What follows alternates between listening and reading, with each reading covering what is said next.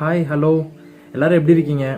Okay, நம்ம இந்த வீடியோவில் என்ன பார்க்க போகிறோம்னு பார்த்தீங்கன்னா, ஆல்ரெடி தமிழில் பார்த்துருப்பீங்க. ஆமாம், நிக்கோலஸ் உஜிசிக் அப்படின்னு சொல்கிறவருடைய வாழ்க்கையை பற்றி தான் பார்க்க போகிறோம். அவர் வாழ்க்கையில் என்னெல்லாம் சாதிச்சிருக்காரு, எந்த மாதிரி ஒரு பாதியில் வந்திருக்காரு, எந்த ஒரு சூழ்நிலையிலேருந்து அவர் வெளியே வந்திருக்காரு, இப்போ அவர் என்னவா இருக்காரு, எப்படி அவருடைய வாழ்க்கையை வாழ்ந்துட்டுருக்காரு அப்படின்னு சொல்லி அவருடைய ஹிஸ்ட்ரியை முழுசாக பார்க்க போகிறோம். ஓகே, மறக்காமல் சப்ஸ்கிரைப் பண்ணிக்கோங்க, பக்கத்தில் இருக்கிற பெல் ஐக்கானை அழுத்திக்கோங்க. அப்போ தான் அடுத்தடுத்து நான் போடுற வீடியோ உங்கள் மொபைலில் நோட்டிஃபிகேஷனாக வரும். ஓகே, இந்த வீடியோ முழுசாக பாருங்கள். முழுசாக பார்த்ததும் உங்களுக்கு பிடிச்சிருந்துச்சுன்னா லைக் பண்ணுங்கள், கமெண்ட் பண்ணுங்கள், அப்புறம் ஷேர் பண்ணுங்கள். ஓகே, வாங்க இப்போ நம்ம வீடியோக்குள்ளே போகலாம். ஆஸ்திரேலியாவில் உள்ள பிரிஸ்பேன்ற இடத்துல 1982 வருஷத்துல டிசம்பர் 4 ஒரு அழகிய மழலை குரல் ஒன்று கேட்குது.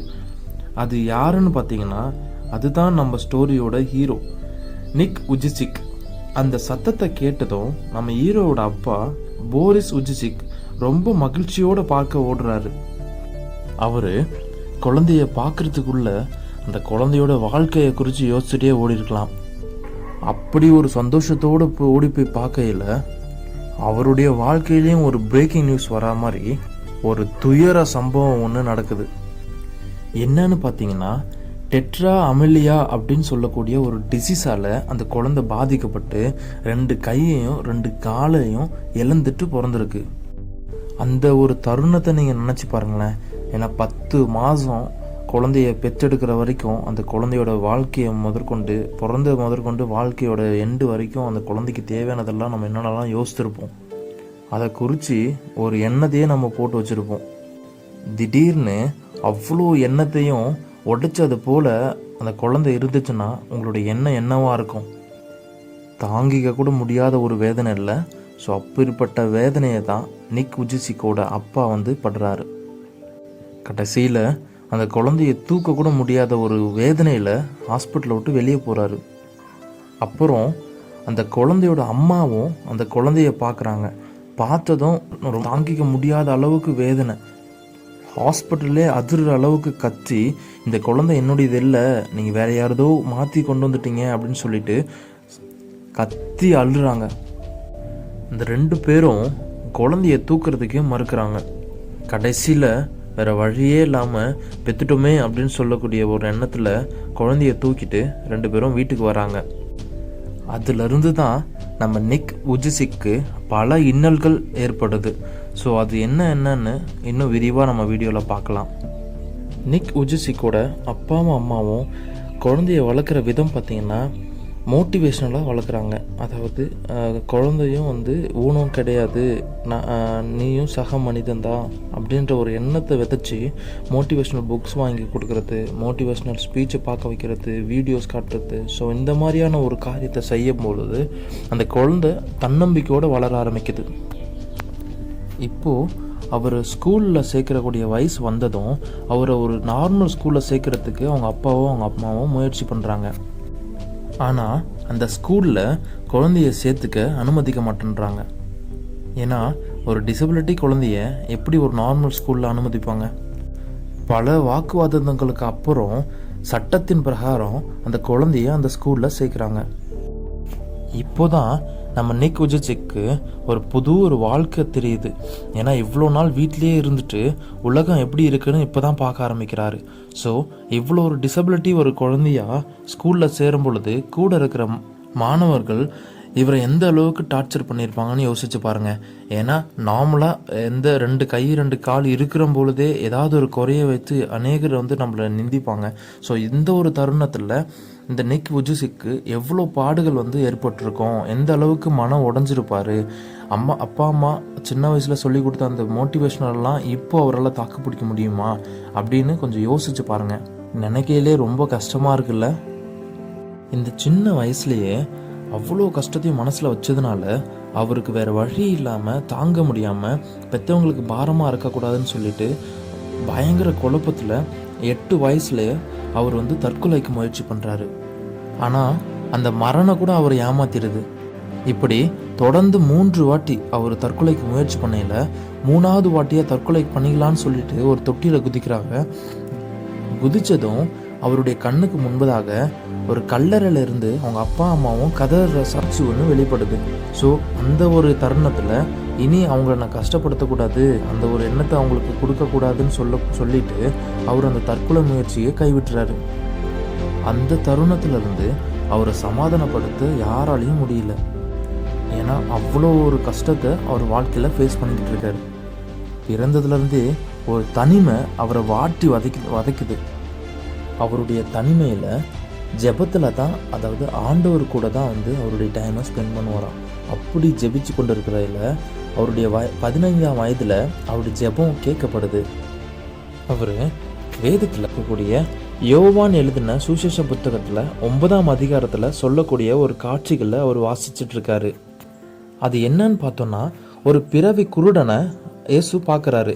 அப்பொழுது அவருடைய சீஷங்கள்லாம் சேர்ந்து, ரபி, இவன் குருடனாக பிறந்தது யார் செய்த பாவம்? இவன் செய்த பாவமா இல்லை இவனை பெற்றவரோடு செய்த பாவமான்னு கேட்குறாங்க. இயேசு பிரதியுத்தரமாக, அது இவன் செய்த பாவமும் இல்லை, இவனுடைய பெற்றோர் செய்த பாவமும் இல்லை, தேவனுடைய கிரியைகள் இவனிடத்தில் வெளிப்படும் பொருட்டு இப்படி பிறந்தான் அப்படின்னு சொல்லக்கூடிய வார்த்தையை அவர் வாசிக்கிறாரு. தேவ மகிமை வெளிப்படும்படியாகவே இப்படி பிறந்தான்னு சொல்லக்கூடிய வார்த்தையை அது தன்னுடைய வாழ்க்கையாக மாற்றி, என்னையும் தேவன் அவருடைய மகிமையின்படி தான் படைச்சிருக்காரு அப்படின்ற ஒரு எண்ணத்துக்கு வராரு. அந்த நேரத்தில் அவருக்கு விசுவாசமும் வெளிப்படுது. அன்னையிலிருந்து அவருடைய வாழ்க்கையில் ஒரு மாற்றத்தை பார்க்குறாரு. 2 கையும் 2 காலும் இருந்து செய்கிறவங்க கூட இந்த அளவுக்கு அவர் செய்கிற காரியத்தை செய்ய முடியாதுங்க. அதிலிருந்து தன்னுடைய வாழ்க்கைக்கு தேவையான அனைத்து பணிகளையும் அவரே தானாக யாரோடைய உதவியின்றி செய்ய ஆரம்பிக்கிறாரு. தன்னை எழுதுவதற்கு தயார் செய்கிறாரு. பிறகு கணினியில் வேலை செய்வது, டென்னிஸ் பந்துகளை தூக்கி எறிவது, ட்ரம்ஸ் இசைக்கருவியை வாசிக்கிறது, டம்ளரில் தண்ணி ஊற்றி குடிக்கிறது, தலை வாரிக்கொள்வது, பல் துலக்கவும் ஷேவிங் பண்ணுறதும், தொலைபேசியை அவரே பயன்படுத்தவும் கற்றுக்கிறாரு. ஸோ இப்படி அவருடைய வேலையை அவரே எந்த ஒரு யாருடைய ஹெல்ப்பும் இல்லாமல் செய்ய ஆரம்பிக்கிறாரு. இப்படி அவருடைய 7ஆம் வகுப்பில் பள்ளியோட மாணவ தலைவராகவும் மாறுறாரு. தன்னுடைய பள்ளிக்கான நன்கொடை வசூலிப்பதற்கும் அருகில் உள்ள தொண்டு நிறுவனங்களை அணுகுவதற்கும் இப்படிப்பட்ட காரியத்தை செய்பவராகவும் விளங்குறாரு. இப்படியே காலம் போகையில் அவருடைய லாப நோக்கற்ற, அதாவது லைஃப் வித்தவுட் லிம்ஸ் அப்படின்னு சொல்லக்கூடிய ஒரு நிறுவனத்தை ஸ்டார்ட் பண்ணுறாரு. அந்த நிறுவனத்தை ஸ்டார்ட் பண்ணுறது மட்டும் இல்லாமல் 2005ஆம் ஆண்டில் அந்த ஆண்டின் ஆஸ்திரேலியாவின் சிறந்த நபருக்கான விருதையும் அவர் பெற்றார். நிறைய தொண்டு நிறுவனங்களும் அவருடைய தேவைகளுக்காகவும் மற்றவர்களுக்காக உதவவும் இவருடைய நிறுவனத்திற்கு உதவ முன்வராங்க. இப்போ நம்ம ஹீரோ அமெரிக்காவில் உள்ள கலிஃபோர்னியாவில் வசித்து வந்துட்டு இருக்காங்க.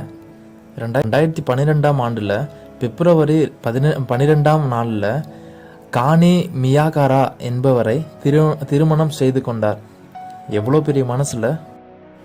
அவருடைய 21ஆம் வயசில் கிரிபித் பல்கலைக்கழகத்தில் கணக்கியல் மற்றும் நிதியியல்னு சொல்லக்கூடிய 2 டிகிரியையும் அவர் முடிக்கிறாரு. கூடவே மிக பிரபலமான பேச்சாளராகவும் உயர்றாரு. சுமார் 5 கண்டங்களில் இருக்கக்கூடிய 24 நாடுகளில் 3 மில்லியனுக்கும் அதிகமானவரோட பேசியிருக்காரு. இவர் பள்ளிகள் மற்றும் நிறுவனங்கள் ஆகியக்கூடிய பலதரப்பட்ட மக்களிடமும் பேசியிருக்காரு. இதுவரை அவர் 8 புக்குகளும் எழுதியிருக்காங்க. எப்படி 2 கையும் இல்லாமல் 2 காலும் இல்லாமல் இவ்வளோ சாதிக்க முடியுது பார்த்தீங்களா? இப்போ தன்னுடைய சேவைகளை தொலைக்காட்சி மூலியமாகவும் புத்தகங்கள் மூலியமாகவும் மக்களுக்கு வெளிப்படுத்திட்டு இருக்காங்க. இன்னும் இவர் சாதித்த காரியத்தெல்லாம் சொல்லணுன்னா இந்த குறிப்பிட்ட டைமில் சொல்ல முடியாது போல இருக்குது. ஏன்னா அவ்வளோ எழுதியிருக்காரு, அவ்வளோ மூவிஸில் நடிச்சிருக்காரு. ஸோ இப்படிப்பட்டதான காரியங்கள் நிறையா செஞ்சுருக்காரு.